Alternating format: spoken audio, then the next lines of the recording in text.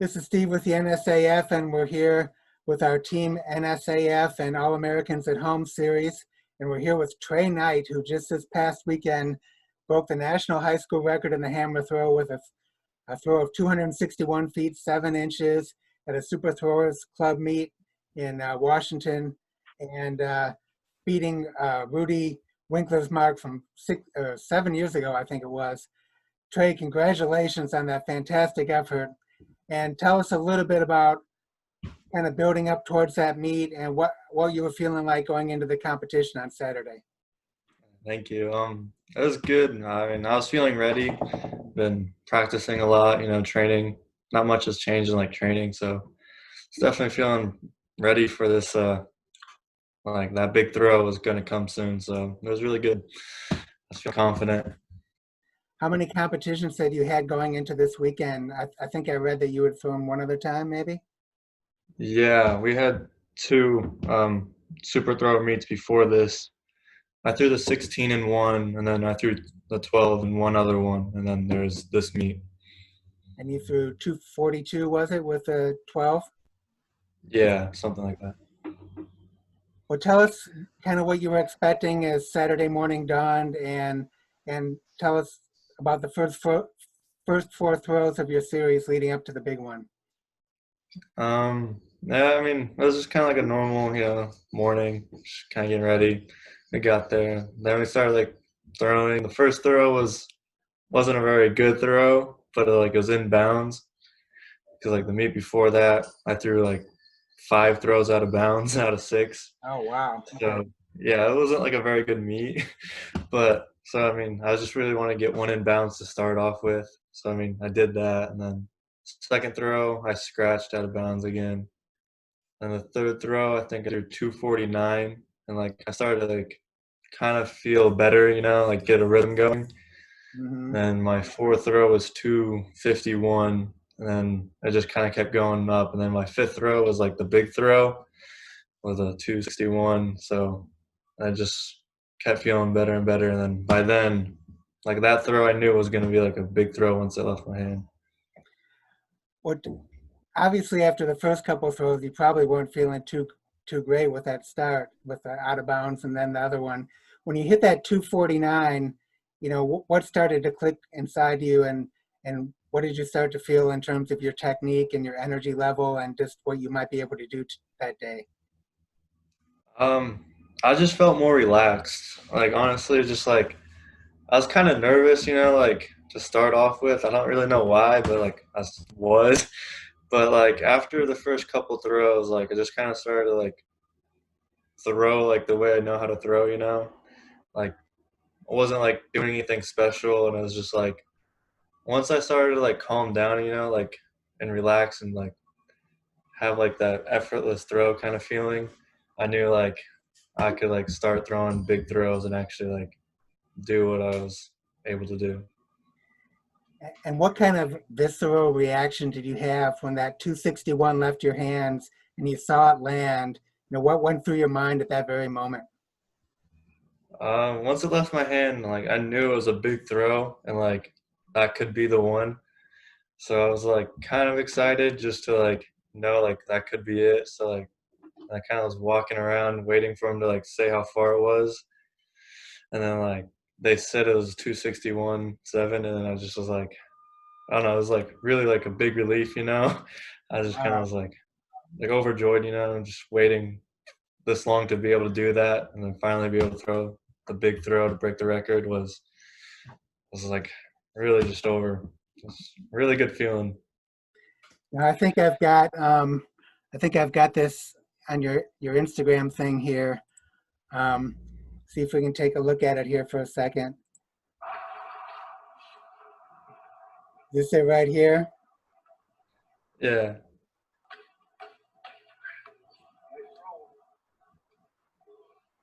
Of course, we all wish we could hear a wild crowd in the background of 10,000 people screaming those ones out. But obviously, it's you and your competitors and some folks, a few folks watching, and here we've got the measurement right here. Yeah. When It looked like you had a lot of speed in the ring. Do you think that was one aspect of it? Maybe one aspect of what's been happening in your training and your throwing and practice that's kind of helped you get to this level? And what are some other technical adjustments in addition to that that you've been working on these past few weeks that helped you get to this level? Yeah, definitely speed's like a big part of my throw, just because like I'm not the biggest thrower, so I do have to, be a little faster. But that and then we've been working a lot on like the entry and like starting out the ball level flatter, so it doesn't get like so steep in the by the end of the throw, so it's like too much to handle. So I've Okay. been working on like that a lot, and then just the tempo and timing of the throw, and I feel like it was really coming together that week in practice. So Well, what has life been like these past 3 or 4 months since COVID struck? And I assume you had to finish your senior year online with online classes. And of course, Washington was one of the hardest hit states early on. I don't know if it was in the area that you live in, but tell us what life has been like, the second half of your senior year. yeah, I mean, online school was kind of was different. It was difficult. Not seeing all your friends every day and stuff like that. Just kind of missing the social aspect of it. But and then classes weren't too bad. I mean, we were able to keep the grades that we had from like the end of the school year, so they couldn't go down, which was nice because I ended the year with pretty good grades. Okay. So I mean, I wasn't too worried about what my end grade was going to be. But I mean, and the school work wasn't too bad. So the teachers, I think, did a really good job, at least at our school and our school district. Just like not trying to overload us, but and Okay. still like keep us learning. So I mean, nothing was over like whelming or anything. So that was good. And Were it's you just able kind to of have some kind of graduation ceremony? Did they do it online, or did you were you able to do any kind of graduation in person? yeah, we did a in-person graduation, like a parade. So like we were Oh, able to drive our cars through our town, and then we'd go up to the high school and we have a roundabout, and then we got out at the roundabout and they handed us our diploma, and then we got back in our car. So it was super cool. okay. Well, good, good. Now, when did you make your decision and sign to go to USC? Was that last fall or was it this spring? Last fall, I think it was like the I don't know, it's like December, January, I think. Okay. December, I think, is when I signed officially. Now, Yeah, I was like, okay. go ahead. What made you decide on USC out of all the choices you had out there? The coaching, Dan Lang, I really enjoyed him, and like the team that they have there. I feel like that's a place like academically and for track that it can push me to become like the best thrower and student I could be. And then having a Connor McCullough there as a training partner, Yeah. he holds the record and the weight, and then I've been chasing his records also through high school. So it's been really cool to see him, meet him there when I went on my visit, and then knowing that like he's gonna be there and I'm gonna be like training with him, so it'll be like good competition, and having like him around as like just a knowledge standpoint will be super cool. Did you get to talk with him after your big throw this weekend? No, I mean he's sent me a text saying congratulations, and that's about it. But yeah, that's super cool still. Now, what do you still? Do you still plan to compete anymore this summer? Do you have any other meets in mind? And are you going to chase any of his other records with the junior weight hammer and the senior weight hammer? I'm not real sure yet, like what the plan is. Might try to go into a few more meets, but I think for the most part, I just gotta like talk to Coach Todd and then decide like what we're gonna do for training from here, and just kind of decide that we're not real sure yet how we're gonna do this. So you're kind of taking a little bit of a break to let it all sink in after the record, and then kind of decide your next couple months.